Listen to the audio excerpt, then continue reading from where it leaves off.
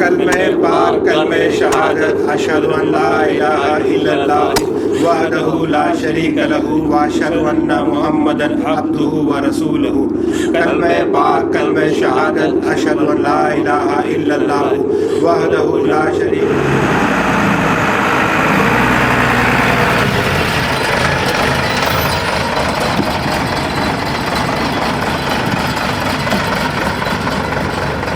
कलमे पाक कलमे शहादत अशहदु अन ला इलाहा इल्लल्लाह वहदहु ला शरीक लहु व अशहदु अन्ना मुहम्मदन अब्दुहु व रसूलुहु।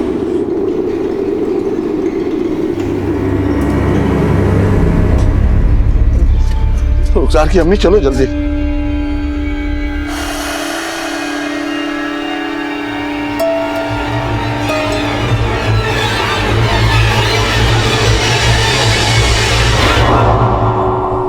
हमारे बेटे रुखसार कहाँ है?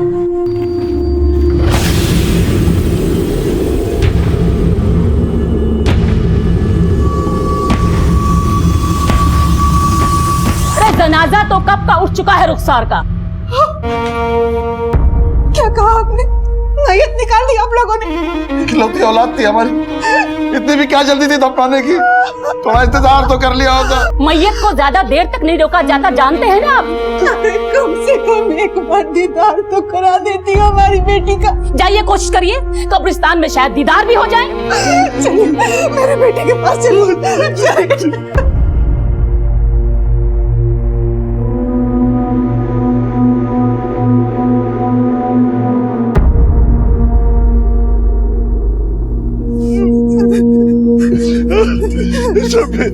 मार दिया मेरी बच्ची को, दफना दिया उसे। क्या करता? बीमार थी मेरी रुखसार, मैयत को कब तक रोक के रखता घर पे? गर्मी कितनी है, मगरिब भी होने को है। नहीं मानती इस बात को। हमारी बच्ची इतनी बीमार नहीं थी कि मर जाए। हम मामले के तह तक जाएंगे।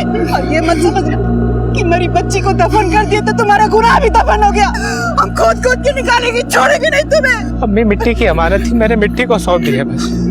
हमारे रुखसार का वक्त आ गया था अब्बू। अरे वक्त तुम्हारा आएगा, अल्लाह का कहर टूटेगा तुम्हारे ऊपर। कहाँ है मेरी बच्ची? रुखसार, मेरी बच्ची। रुखसार गया मेरी जाने तो मेरी बच्ची के पास, जाने तो मेरी बच्ची।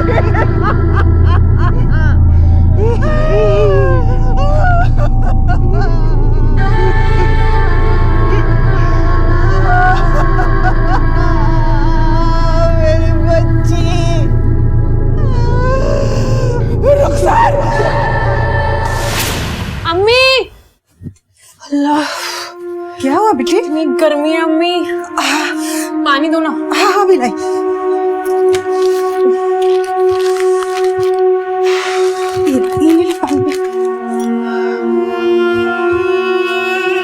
कमबख्त लाइट को भी ना अभी ही जानी थी। ये छाता बिना किसी काम का नहीं रहा। इसीलिए तो बोलती हूँ बेटा कि कहीं भी जाएगा शाम को जाएगा ठंडा ठंडा। अम्मी, मुझसे ये गर्मी बिल्कुल बर्दाश्त नहीं होती। मेरा बच्चा।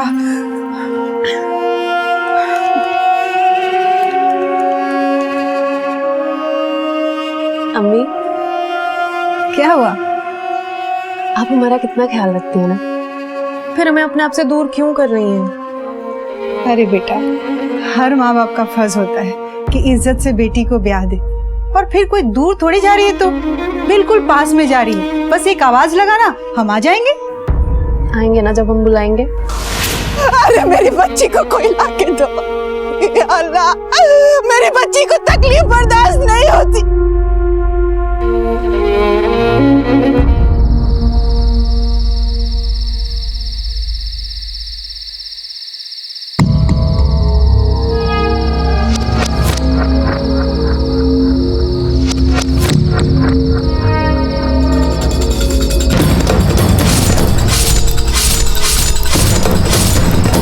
नमस्कार, आदाब।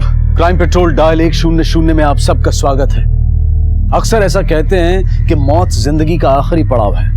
जिंदगी के दिए दर्द, तकलीफों और परेशानियों से छुटकारा है मौत। मौत पर आकर सबकी कहानी खत्म हो जाती है। हमारा आज का ये केस किसी की मौत से तो शुरू हुआ, लेकिन उसके बाद जो जुर्म की रोंगटे खड़े कर देने वाली कहानियां सामने आई वो नाकाबिले यकीन है।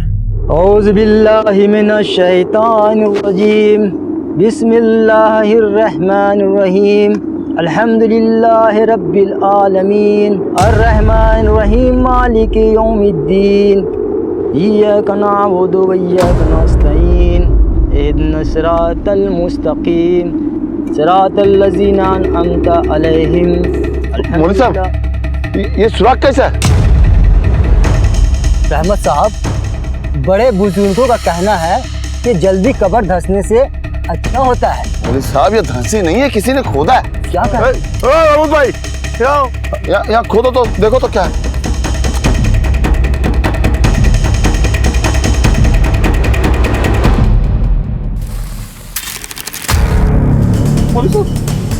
अरे लाश कहाँ गायब हो गई इस कब्र से? क्या कहा आपने? कोई कब्र खोद के लाश निकाल के ले गया? कल ही हमारी बेटी रुखसार की मौत हुई थी और उसे गांव के कब्रिस्तान में दफन किया गया। आज सुबह जब हम जियारत के लिए कब्रिस्तान पहुंचे तो रुखसार की लाश ही गायब थी। कब और कैसे मौत हुई आपकी बेटी की? उसके ससुराल वाले उसकी मौत की वजह उसकी बीमारी बताते हैं, बीमार थी मेरी रुखसार। लेकिन मुझे यकीन नहीं है साहब। आपको शक है कि वो लोग झूठ बोल रहे हैं? साहब, मुझे शक ही नहीं, पूरा यकीन है वो लोग झूठ बोल रहे हैं। कल हमारे वहां पहुंचने से पहले उन्होंने रुखसार को दफना दिया। एक ही बेटी थी साहब, आखिरी दीदार भी नसीब नहीं हुआ उसका। जरूर उन्होंने कुछ किया है उसके साथ। इस शक की कोई वजह है आपके पास? साहब, खुदा खुदी की बात है। यार मैं पछता रही हूँ तुझे अपने घर में लाकर। अरे तेरे अब्बू ने ढंग का दहेज तो दिया नहीं है ना, ढंग की लड़की बांझ बीमार पकड़ा दी हमारे हाथ। अम्मी, ये क्या कर रही हैं आप जानते हैं ना डॉक्टर ने इसे बेड रेस्ट के लिए बोला है। हाँ हाँ, करा दे इसको बेड रेस्ट। ना इसकी बीमारी ठीक होने वाली और ना ही ये मरेगी। ये क्या बोल रही हैं आप? अब्बू, क्यों मरेगी मेरी बेटी? देखो अपनी बीमार बेटी को, न तो इससे शौहर खुश ना ये खानदान खुश। अम्मी, शांत रहिए ना। मैंने कहा चल अंदर चल। चल बेटा, तू चल मेरे साथ, मैं इलाज कराऊंगा तेरा। चल। नहीं अब्बू, हम आपके साथ नहीं जाएंगे। हम ठीक हो जाएंगे, हमारा यहाँ इलाज चल रहा है ना। लेकिन रुखसार, अब्बा, हमारे मुश्किल हालात से हमें लड़ने दीजिए। हम आपकी बेटी है ना, देखना जीत कर ही निकलेंगे। उस दिन के बाद हमारी रुखसार के ससुराल वालों से बातचीत कम हो गई। मेरी बेटी अपनी जिंदगी की जंग हार गई, घुट घुट के मर गई वो साहब।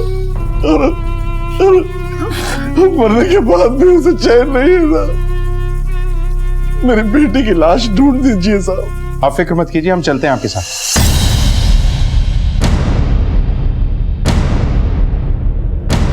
सर, बड़ी अजीब बात है, लाश कैसे गायब हो सकती है? आसपास अच्छे से चेक करो, देखो कुछ मिलता है क्या? सर, ये भी तो मुमकिन है कि लाश को कोई जंगली जानवर ले गया हो। देखो, ये किसी जानवर का काम नहीं हो सकता। रहमत मियाँ के हिसाब से कब्र से लाश निकालने के बाद कब्र को दुरुस्त किया गया। ये किसी इंसान का ही काम हो सकता है। यहाँ का गोरखन कौन है? साहब, मैं हूँ साहब। कैसे हुआ ये सब? साहब, मुझे नहीं मालूम साहब। कल रात को मैं 9 बजे के बाद चला गया साहब, उसके बाद ही हुआ होगा साहब। और साहब, इधर तो जंगली जानवर बहुत घूमते हैं, इधर तो डर के मारे कोई रात को आता भी नहीं साहब। सर, आसपास अच्छे से चेक किया, कुछ नहीं मिला। कब्रिस्तान गांव से काफी दूर है, इसके लिए आसपास कोई मकान नहीं, पर सीसीटीवी का तो सवाल ही पैदा नहीं होता। साहब, मेरी बेटी। रहमत मियाँ, आप चिंता मत करें, हम पूरी कोशिश करेंगे। इस गोरखन के बारे में पता लगाओ, इसकी पूरी डिटेल निकालो। अब हमें रुखसार की मौत के बारे में भी पता करना होगा कि वाकई वो किसी बीमारी से मरी है या वजह कुछ और। लेकिन सर, लाश को कोई क्यों ले जाएगा? क्या कारण हो सकता है? कारण कई हो सकते हैं चौहान। रुखसार की लाश कब्र से गायब थी। क्या रुखसार की मौत उसकी बीमारी का ही नतीजा था, या फिर उसकी लाश को किसी जुर्म से पर्दा हट जाने की डर की वजह से गायब किया गया था, या फिर इस सब के पीछे कारण कुछ और ही था? रुखसार के पिता रहमत मियाँ ने पुलिस के सामने इंसाफ के लिए पुकार बुलंद की थी। मेरी बेटी की लाश ढूंढ दीजिए साहब। पुलिस के सामने एक ऐसा अनोखा और चुनौती भरा केस था जहां एक लाश को गायब करने वाले को खोज निकालना था। पुलिस ने पूरी सूझबूझ के साथ इस केस की संजीदगी को समझते हुए तहकीकात की शुरुआत की।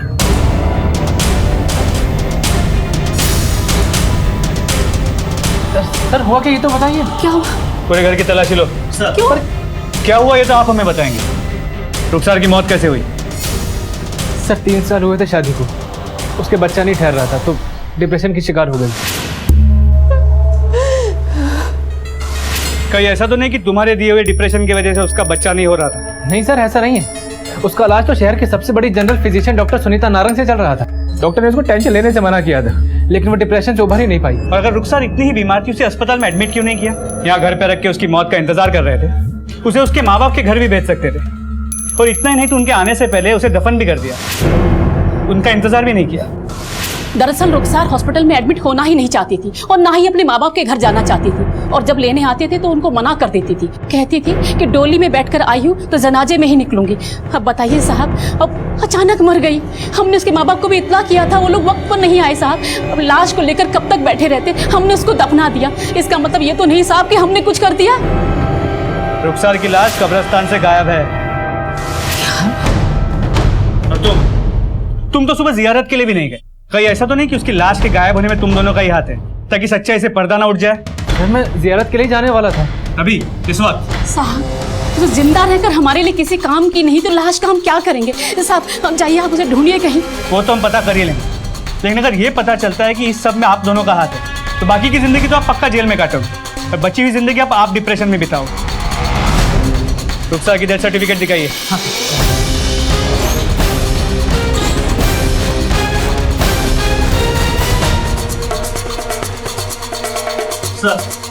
सर अंदर से दवा मिली। नींद की दवाई ये रुखसार की? हाँ सर वही लेती थी, डॉक्टर सुनीता नारंग ने प्रिस्क्राइब किया था। सर रुखसार के ससुराल वाले जैसे दिखते हैं वैसे है नहीं, जरूर कुछ छुपा रहे हैं। ऐसा तुम्हें क्यों लगता है? सर रुखसार को बच्चा ना होने की वजह से उसकी सास मुमताज उससे हमेशा नाराज रहती और इसीलिए रुखसार डिप्रेशन में थी, नींद की गोलियां भी ले रही। उसका ट्रीटमेंट डॉक्टर सुनीता नारंग के पास चल रहा था। सर ये रुखसार की मेडिकल रिपोर्ट।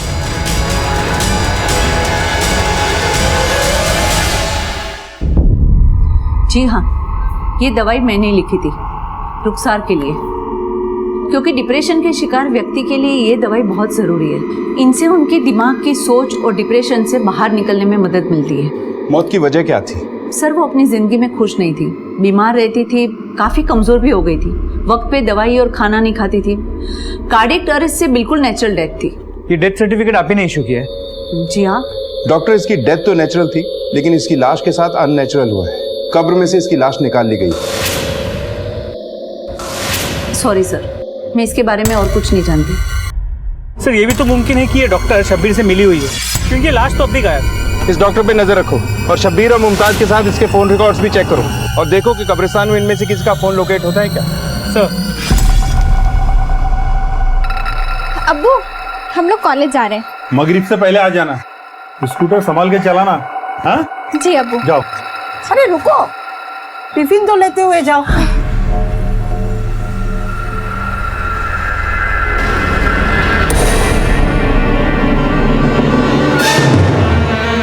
सर मुमकिन है कि रुखसार की लाश कब्रिस्तान के बाहर गई ना, उसे एक कब्र से खोद के दूसरे कब्र में दफन कर दिया गया ताकि उसकी मौत का राज बाहर निकल ना सके। और इस सब में वो गोरकन चौकीदार महमूद भी शामिल हो सकता है, क्योंकि एक आम आदमी के लिए अकेले कब्र खोदना बड़ा मुश्किल काम है। चौहान, इस कब्रिस्तान को एक बार फिर से चेक करते हैं, देखते हैं कि क्या वहां कोई नई कब्र है या कोई ऐसी जगह जिसे अभी अभी खोदा गया हो। इस केस की जड़ तक पहुंचने के लिए रुखसार की लाश का मिलना बहुत जरूरी है।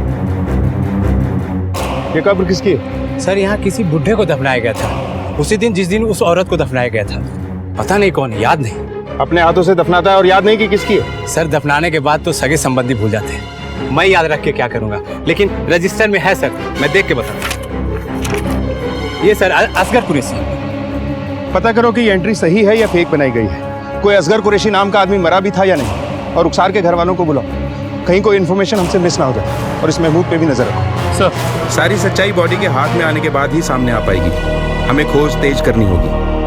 आप यकीन कीजिए साहब, रुखसार की ससुराल वालों ने उसे तड़पा तड़पा के मारा, और ये लाश भी उन्होंने गायब की है सबूत मिटाने के लिए, ताकि आप लोग उन लोगों तक ना पहुंच सके। ये भी तो हो सकता है कि रुखसार की लाश गायब करने में शब्बीर और मुमताज का हाथ हो ही ना। क्या शादी से पहले रुखसार का किसी के साथ अफेयर था या कोई दुश्मनी? हाँ साहब, एक दुश्मन हो सकता है, फैजल। वो अक्सर रुखसार के पीछे पड़ा रहता था।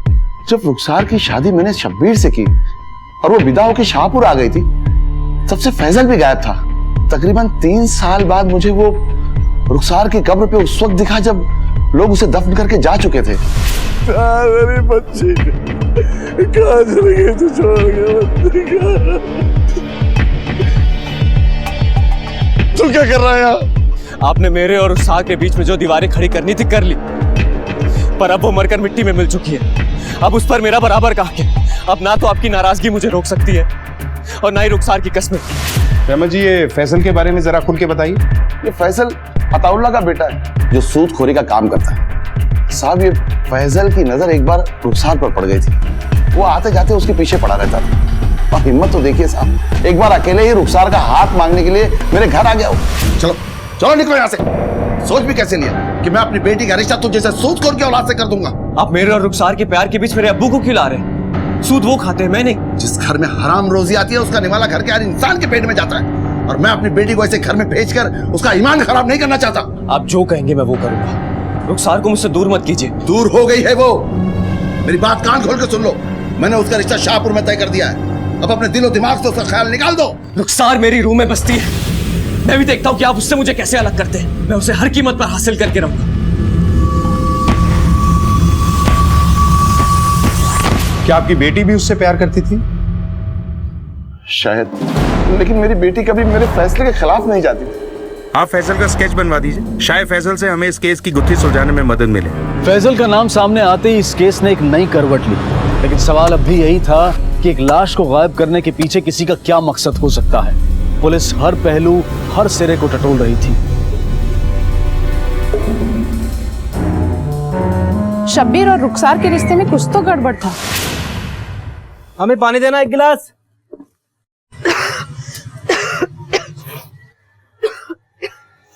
नहीं पिया तुझ जैसे गुनहगार के हाथ से पानी मुझे। तुम जैसी बद किरदार को अपना के पछता रहा हूं। सर, गांव वालों से मिली जुली इंफॉर्मेशन मिली, लेकिन इतना तय है कि आपके रिश्ते खराब।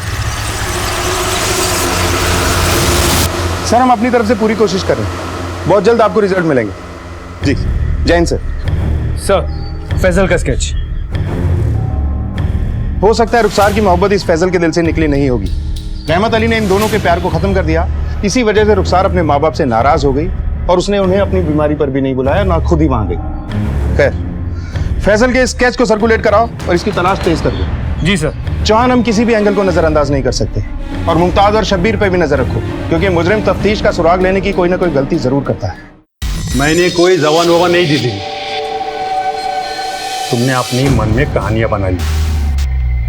देखो जाकिर मियां, सबसे पहली बात तो यह है कि मेरी बेटियां पढ़ाई पूरी करेगी, और रही बात शादी की तो भूल जाओ, क्योंकि मेरी बेटियां शादी के लिए तैयार नहीं है, समझे?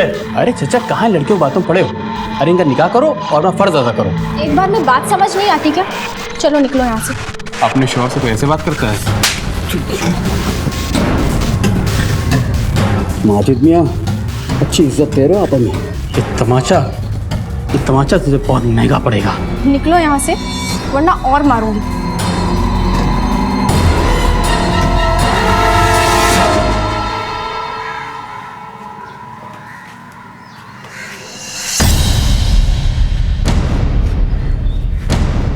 हम पर हाथ छोड़ती है, उड़ा देंगे साली को। डॉक्टर बनना चाहती है ना?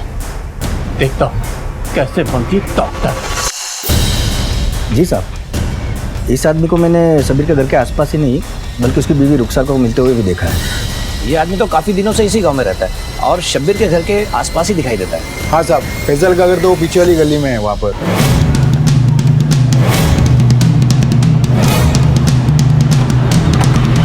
ताला है, पास पड़ोस में पूछताछ करो फैजल के बारे में। जी साहब, कहिए। ये फैजल यहीं रहता है? जी साहब, ये मेरा ही घर है, और ये फैजल लगभग 3 साल से यहीं किराए पर रहता था। अभी 3 दिन पहले बिना बताए कहीं चला गया। उसके माँ बाप का पता है आपके पास? जी साहब, बियावरा में बड़ी मस्जिद की गली में उनका घर है।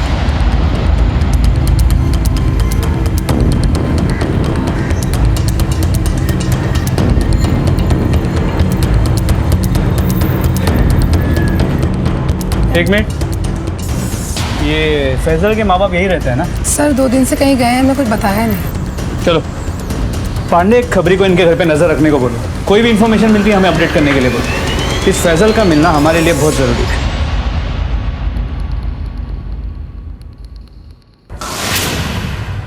हम जानते हैं कि आप हमसे नाराज हैं, लेकिन ये जो बदचलनी का इल्जाम आपने हम पर लगाया है, ये हमें अंदर ही अंदर से खाए जा रहा है। हमारा यकीन मानिए, हमने कुछ गलत नहीं किया। हम मानते हैं कि हम आपको औलाद का सुख नहीं दे सके।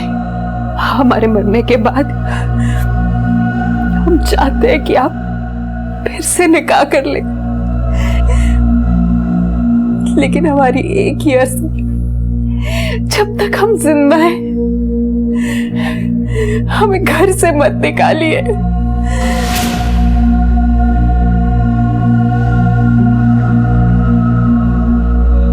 बेटा, जो होना था सो हो गया, और वैसे भी किसी के चले जाने से जिंदगी रुक नहीं जाती। ये देख, मैंने तेरी लड़की देखी है। सर, हमें शब्बीर, मुमताज और महमूद से अब तक कुछ नहीं मिला, और फैजल भी कहीं नजर नहीं आता। हमने सभी जगहों पे हमारे खबरी फैलाए हुए हैं। चौहान मुजरिम दौड़ते दौड़ते ये सोचने लगता है कि वो बहुत दूर निकला है और लापरवाह हो जाता है, और कोई ना कोई ऐसी गलती कर बैठता है कि सीधा कानून के शिकंजे में होता है। सर एक मिनट। हेलो, ठीक है, हम अभी आते हैं।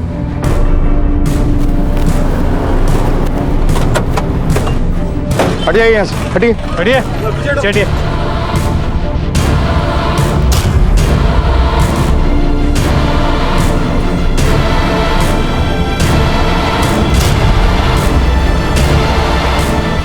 सर, ये मर चुकी है। सर, ये जिंदा है। फौरन एम्बुलेंस को बुलाओ। लगता है हिट एंड रन का केस।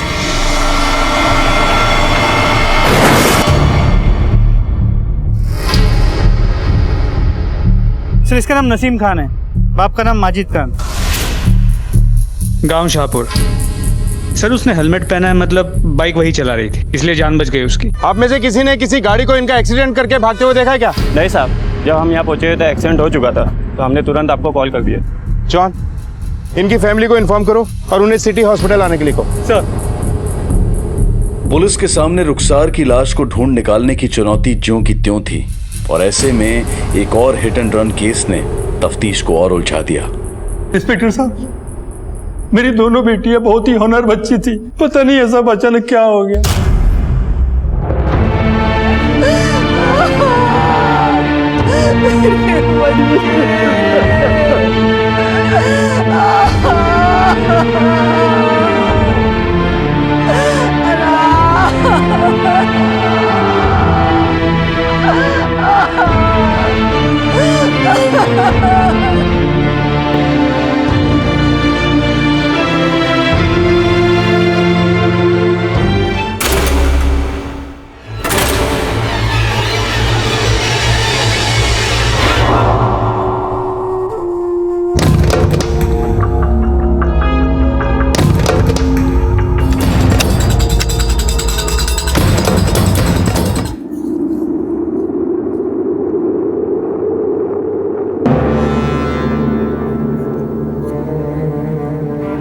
कवर किसने खोदा?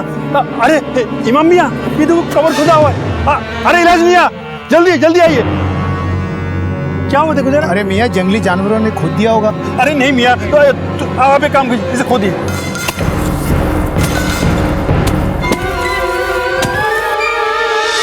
मेरी बच्ची की लाश कहाँ गई?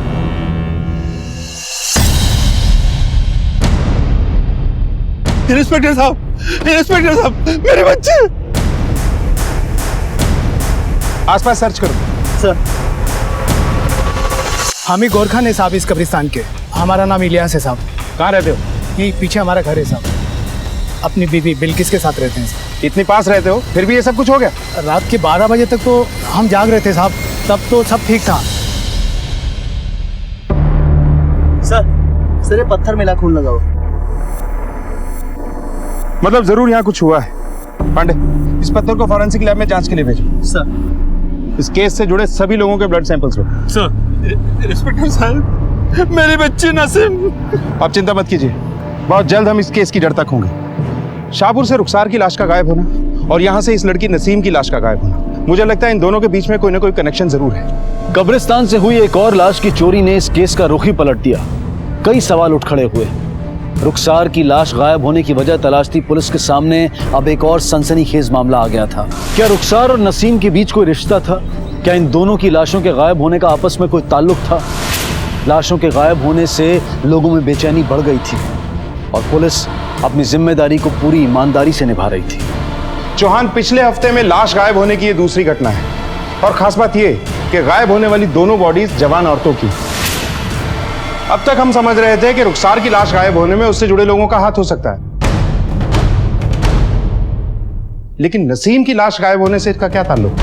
सर ये भी तो मुमकिन है कि दोनों कब्रिस्तान के गोरखान मिले हुए हैं और लाशों की तस्करी करते हो सकता है। एक काम करो, शब्बीर, इलियास और महमूद तीनों पर कड़ी नजर रखो। सर एक मिनट। हाँ देव, बोलो। साहब, फैजल का पता चल गया है, वो कपिल नगर में है। सर, फैजल का पता चल गया है।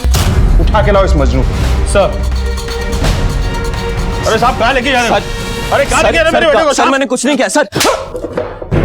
देखो मजनू मियां, बचपन से जिस लड़की के पीछे पड़े थे, शादी के बाद भी जिसके चक्कर में अपना घर बार छोड़कर यहाँ किराए पे रहने चले आए, उस रुखसार की कब्र पे अपना हक जता रहे थे ना। आपने मेरे और रुखसार के बीच में जो दीवारें खड़ी करनी थी कर ली, पर अब वो मरकर मिट्टी में मिल चुकी है। अब उस पर मेरा बराबर का हक है। उस हक का इस्तेमाल करके लाश को कहाँ छुपा के रखा है? ये सब आप क्या कह रहे हैं सर? जो सच है वही बोल रहा हूँ। सच सच बता दे, रुखसार की लाश को कहाँ रखा है? हमें रहमत मियां ने बता दिया है कि रुखसार की लाश गायब होने से पहले आखिरी बार तुझे कब्र पे देखा गया था। हाँ सर, मैं उसकी कब्र पर गया था और आखिरी बार उसका चेहरा भी देखना चाहता था, पर रहमत मियां वहां पर होंगे और मुझे देखकर चिढ़ जाएंगे, इस वजह से मैं कब्रिस्तान के बाहर ही घूम रहा था। और जब लोग दफना के चले गए तब मैं उसकी कब्र पर फातिया पढ़ने पहुंचा। कब से जानता है रुखसार को? कई साल हो गए सर। रुखसार पहली नजर में मेरी रूह में समा गई थी। वो भी मुझे पसंद करने लगी थी। मुझे पसंद करने के बावजूद वो शादी के लिए अपने अब्बा की मंजूरी चाहती थी, जो कि हमें नहीं मिली। और जब जीते जी उसे हासिल नहीं कर सका तो उसे कब्र से निकाल दिया। सर मैं लाश का क्या करूंगा? तू तो उसे हर कीमत पे हासिल करना चाहता था ना। रुखसार मेरी रूह में बसती है। मैं भी देखता हूँ कि आप उससे मुझे कैसे अलग करते हैं। मैं उसे हर कीमत पर हासिल करके रहूं। हाँ सर, ये सच है कि मैंने उनको चैलेंज किया था, पर उस चैलेंज को तो रुखसार ने कोने से सुन भी लिया था और उसके बाद रुखसार मुझसे मिलने भी आई थी। फैजल, मेरी बात तो सुनो। हमने अब्बा को मनाने की बहुत कोशिश की। फैजल अब्बा जुबान दे चुके हैं और आप अब्बा के खिलाफ नहीं जा सकते। बेहतर यही होगा कि आप हमें भूल जाएं। रहमत मियां है सर उसकी मौत के जिम्मेदार। उसकी शादी उस शब्बीर से करवा दी और उसे मुझसे दूर कर दिया। मैं उसके बगैर रह नहीं पा रहा था सर, इसलिए मैंने तय किया कि मैं यहाँ आ जाऊंगा और यहीं रह गया। उसकी सास मुमताज ने बच्चे को लेकर उसका जीना हराम कर दिया था सर। उस तनाव में उसकी तबीयत भी खराब हो गई और ये सब मुझसे देखा नहीं गया, इसलिए एक दिन मैंने उसका रास्ता रोक दिया। रुखसार, बात को समझने की कोशिश करो। ये क्या हाल बना रखा है? देखो दवाइयाँ क्या करेंगे। रुखसार, मैं तुम्हारे बिना रह नहीं पा रहा हूँ, प्लीज वापस आ जाओ मेरे पास। अच्छा, तो ये गुल खिलाड़ी मेरे पीठ पीछे थी। अब समझ में आ रहा है तेरी बीमारी का कारण और तेरे बच्चा ना होने का कारण। शबीर, ऐसा कुछ भी नहीं है जैसा तुम सोच रहे हो। फैजल मुझे जानता है, लेकिन हमारा कोई बुरा ताल्लुक नहीं है। ये हमारे घर रिश्ता लेकर आया था, लेकिन अब्बा ने मना कर दिया था और तब से सब खत्म है। अब तो सब शुरू होगा। तेरे अब्बा को तो जमात में बिठाऊंगा मैं, देखिए। मैं उसकी जिंदगी बर्बाद नहीं करना चाहता था सर, कभी नहीं। लेकिन उस दिन के बाद से उसके शौहर ने उसका जीना आराम कर दिया होगा और वो बेचारी घुट घुट कर मर गई। तेरी कहानी में कितनी सच्चाई है और कितनी मिलावट, ये तो हम पता लगा ही लेंगे। है ये बता, इन लड़कियों को जानता है? नहीं सर। जब तक तेरी ये कहानी सच साबित नहीं हो जाती, इस गांव को छोड़कर कहीं मत जाना।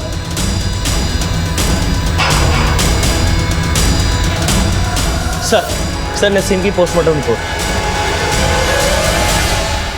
सर, रिपोर्ट के मुताबिक नसीम की मौत सर पे चोट की वजह से हुई है। तो फोरेंसिक रिपोर्ट के हिसाब से उनके टू व्हीलर को पीछे से टक्कर मारी गई। इसका मतलब ये महज एक्सीडेंट ना होते हुए एक मर्डर भी हो सकता है। चौहान, एक्सीडेंट की असली वजह जरीन हमें बता सकती है। हमारे लिए जरीन का होश में आना बहुत जरूरी है। जो भी हमारे शक के दायरे में है, सब पे नजर रखो, मुमताज और शब्बीर पे भी। सॉरी सर, जरीन अभी भी बयान देने की हालत में नहीं है। उसकी हालत बहुत ही खराब है, आगे कुछ बोल नहीं सकते। देखिए, ये महज एक हासन है, कोई कत्ल की साजिश भी हो सकती है। आपकी बेटियों की किसी से कोई दुश्मनी थी? इंस्पेक्टर साहब, वो तो हमें नहीं पता, पर मेरा दोस्त जाकिर अपने गवार बेटे इरफान को लेकर मेरे घर आए थे रिश्ता मांगने के लिए। मैंने मना कर दिया था। बात बहुत आगे बढ़ गई और मेरी बेटी नसीम ने उसे थप्पड़ मार दिया था। चौहान, कहीं उन लोगों ने अपनी बेइज्जती का बदला लेने की कोशिश तो नहीं की? उठा के लाऊंगा। सर। रुखसार की गायब हुई लाश की गुत्थी अभी सुलझ भी नहीं पाई थी कि नसीम की लाश गायब हो गई। लेकिन इतना तो सामने आ ही गया था कि दोनों के घरेलू मामले ठीक नहीं थे। रुखसार पर तनाव हावी था, वो अंदर ही अंदर घुट रही थी। उसकी सास मुमताज और शौहर शब्बीर का रवैया उसकी तरफ बिल्कुल ठीक नहीं था। पुलिस ने इस मामले की तह तक जाने के लिए और लाशों को गायब करने वाले तक पहुंचने के लिए इस केस से जुड़े हर इंसान पर कड़ी नजर रखनी शुरू कर दी। सर, संदिग्धों पे छोड़े खबरियों से मिली इंफॉर्मेशन के हिसाब से शब्बीर को कई बार कब्रिस्तान में आते जाते देखा गया। जो आदमी जीते जी रुखसार का ना हो सका, मरने के बाद कब्रिस्तान के चक्कर काट रहा है या फिर पुलिस की तहकीकात पे नजर रख रहा है। शब्बीर की मां मुमताज रुखसार के कब्र की मिट्टी सूखने से पहले ही इसके लिए नया रिश्ता ढूंढ रही है। चौहान, मुमताज को रुखसार कभी पसंद ही नहीं था। दूसरे कब्रिस्तान के गोरखान इलियास को कई बार एक ढाबे पे सुरेश नाम के आदमी से मिलते हुआ देखा गया। ये सुरेश पहले मुर्दा घर में काम करता था और लाशों की तस्करी के लिए अंदर जा चुका है। इलियास की बीवी बिल्किस, इन दोनों के बीच झड़प हुई, जिसके बाद बिल्किस के सर पे चोट लगी। इलियास का एक भाई है इम्तियाज, जो उसके साथ नहीं रहता। एक गोरखन का इस तरह एक मुजरिम से मिलना किसी दूसरी तरफ इशारा करता है। माजिद ने जब अपने दोस्त जाकिर के बेटे इरफान का रिश्ता ठुकराया था, तो इरफान ने चाय की दुकान में नसीम और जरीना को सबक सिखाने की बात की। हम पर हाथ छोड़ती है, उड़ा देंगे साली को। इस इलियास, सुरेश और इरफान को उठवाओ। सर।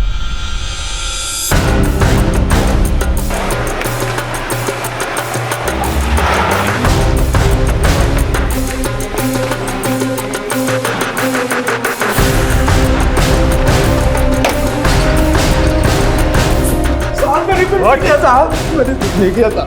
बता, कहाँ गायब की लाशें? क्या किया उनके साथ? सजा काटने के बाद मैंने उसका धंधा छोड़ दिया साहब। फिर हमें देख के भागा क्यों? जेल से छूटने के बाद मुझे कोई काम नहीं दे रहा था, इसलिए मैंने सट्टे का धंधा शुरू कर दिया साहब। सच बता। मैंने कुछ नहीं किया साहब, मुझे माफ कर दो। इसका ब्लड सैंपल ले लो। मैं सट्टा लगाने जाता था साहब। देख, सच सच बता दे वरना तेरे लिए ठीक नहीं होगा। मैं सच कह रहा हूँ साहब। सर, इसकी बीवी भी गायब है। कहाँ है तेरी बीवी? क्या किया उसके साथ? मार दिया उसे भी?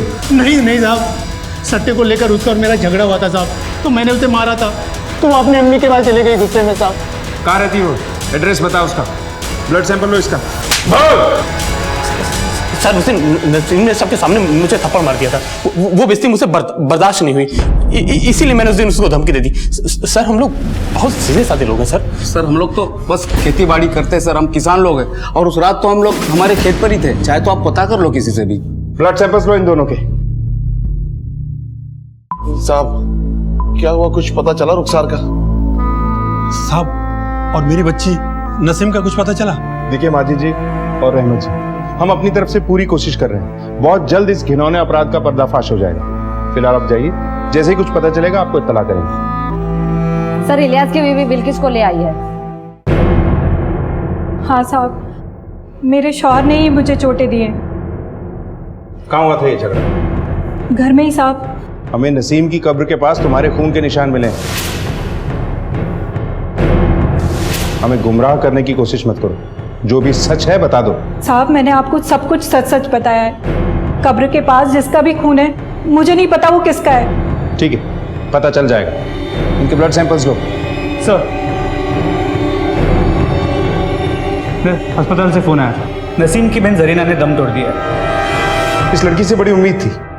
खैर, फैजल, इरफान, शब्बीर, इलियास, बिल्किस और महमूद, इन सब के ब्लड सैंपल्स को लैब में भेजो और तुरंत रिपोर्ट मंगवाओ। सर, हमारा शक सही निकला। पत्थर पे लगा हुआ खून सभी सस्पेक्ट्स में से एक से मैच करता है, और वो है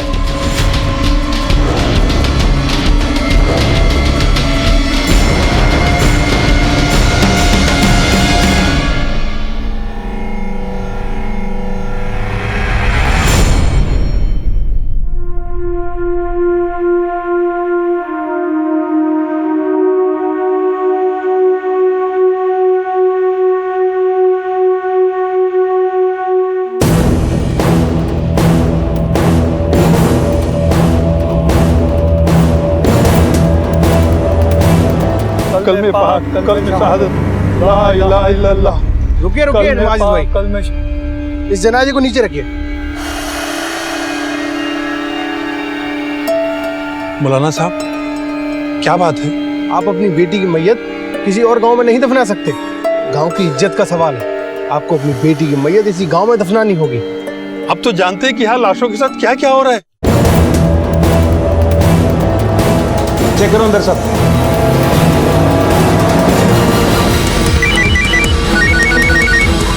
हेलो, क्या? ठीक है, हम अभी आते हैं। सर, गांव में जरीना को दफनाने को लेकर हंगामा हो गया। चलो।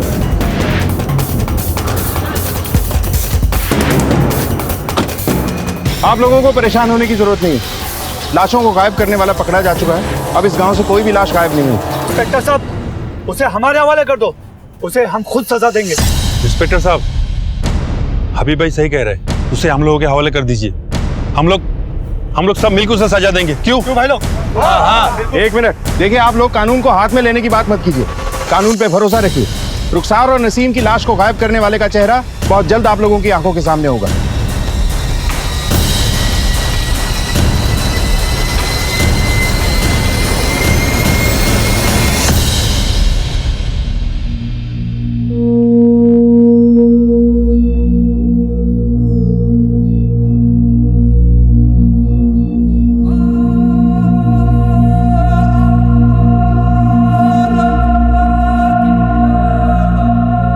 पुलिस ने दावा तो कर दिया था कि लाशें गायब करने वाला मुजरिम पकड़ा गया है, लेकिन क्या वो वाकई सही दिशा में जा रहे थे? क्या इतना संगीन जुर्म करने वाला मुजरिम उनके हाथ लग चुका था? आने वाली सुबह क्या पैगाम लेकर आएगी, ये कोई नहीं जानता था।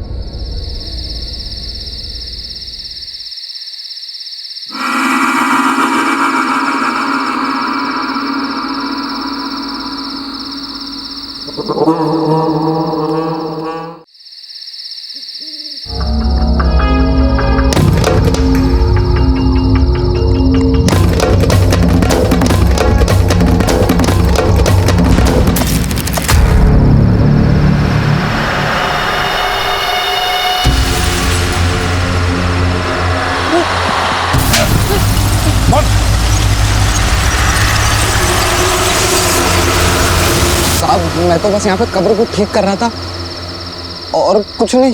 झूठ मत बोल, तेरी भाभी ने हमें सब बता दिया है।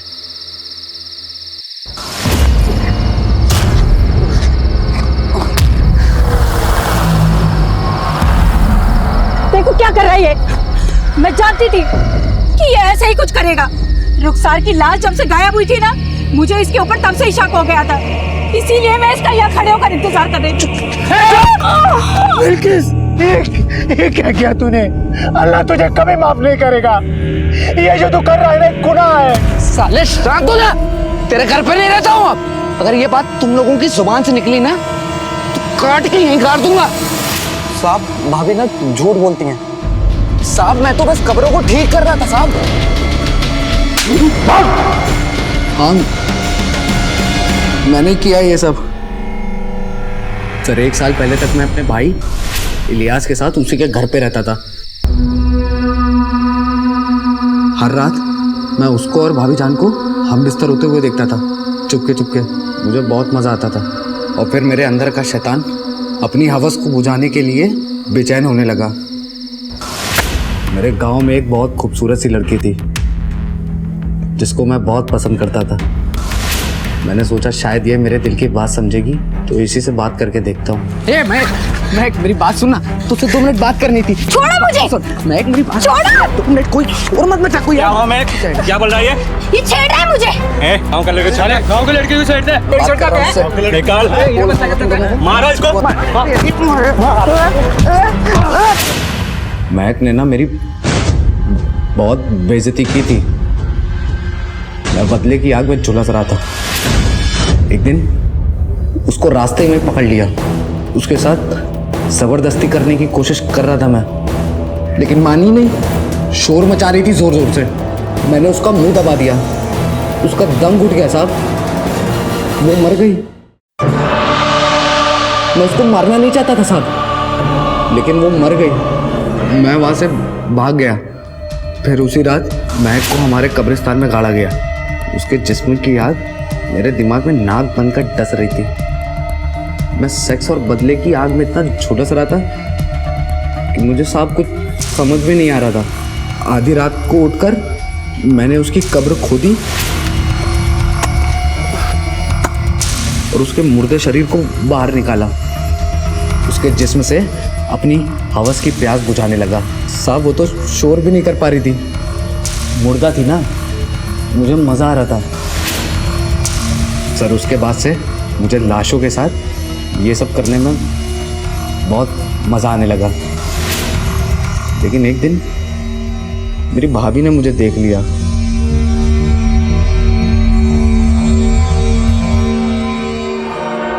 निकल, इंसानियत को शर्मसार किया है तूने। अल्लाह तुझे कभी माफ नहीं करेगा। देखो, बोलने से कुछ नहीं होगा। या तो ये इस घर में रहेगा या मैं रहूंगी। तुम क्यों जाओगी? जाएगा ये मरदूद। निकल यहाँ से। जा तो रहा हूँ मैं, लेकिन एक बात याद रखना, अगर तुम दोनों ने इस बारे में किसी को कुछ भी बताया ना तो तुम दोनों को जिंदा यहीं पे गाड़ दूंगा। धमकी देता तू? भाग यहाँ से, निकल। उसके बाद मैंने चाय की दुकान खोल ली और जब कभी भी कब्रिस्तान में किसी लड़की की लाश दफनाई जाती थी तो मैं हमेशा उस पर नजर रखता था। फिर लाश जंगल ले जाता और मजे करता। जब दिल भर जाता तो लाश को वहीं गाड़ देता था। साहब मुझे ना मुर्दा जिस्मों का शौक हो गया था। फिर चाहे वो महक, रुखसार और नसीम, और ना जाने सर कितनी मुर्दा लड़कियों के जिस्म मेरी जिंदगी में आए और गए। मतलब नसीम की बॉडी को भी तूने ही गायब किया था? उसे मारा भी तूने ही था? हाँ साहब, बहुत दिन हो गए थे, कोई नई लाश हाथ ही नहीं लगी थी। तो मैंने सोचा इन दोनों बहनों को टेम्पो से उड़ा देता हूँ। शक जाएगा बाप और बेटे पे। हम पर हाथ छोड़ती है, उड़ा देंगे साली को। वो होंगे जेल के अंदर और मैं उन लड़कियों के साथ, उनके मुर्दे जिस्म के साथ मजे करूंगा दूर जंगल में। तुझ जैसे दरिंदे को इस दुनिया में जीने का कोई हक नहीं है।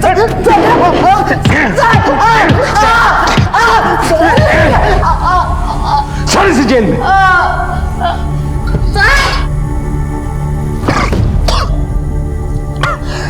रुखसार की मौत इसी सोच का नतीजा थी कि लड़की डोली में ससुराल जाए और वहां से जनाजे में ही बाहर निकले।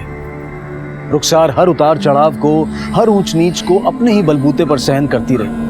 हर मुश्किल का हल खुद ही निकालती रही और अंजाम उसकी बीमारी और उसकी मौत की शक्ल में सामने आया। अगर माँ बाप ने खुलकर ससुराल वालों से बात की होती या रुखसार ने अपने दिल की बात अपने माता पिता को बताई होती तो शायद कोई बेहतर नतीजा निकल सकता था। मुमताज ने अगर अपनी बहू को ताने मारने और कोसने की बजाय उसके इलाज पर ध्यान दिया होता तो शायद आज रुखसार जिंदा होती।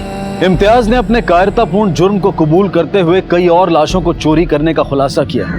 लाशें चोरी करने, उनके साथ बलात्कार करने और महक, नसीम और जरीफ के कत्ल के लिए उसे हिरासत में लिया गया। नेक्रोफीलिया एक ऐसी अवस्था है जिसमें इंसान दरिंदा बन जाता है, मुर्दा जिस्म से अपनी प्यास बुझाता है। ऐसा मुजरिम इस हद तक गिर जाता है कि अपनी हवस को पूरा करने के लिए वो किसी की जान भी ले सकता है। अब मैं अनूप सोनी आपसे विदा लेता हूँ। फिर मुलाकात होगी अगले एपिसोड में एक और चौंका देने वाले केस के साथ। तब तक अपना और अपने परिवार का ख्याल रखें और देखते रहें क्राइम पेट्रोल डायल 100। सबक एक को सीख हम सबको। जय।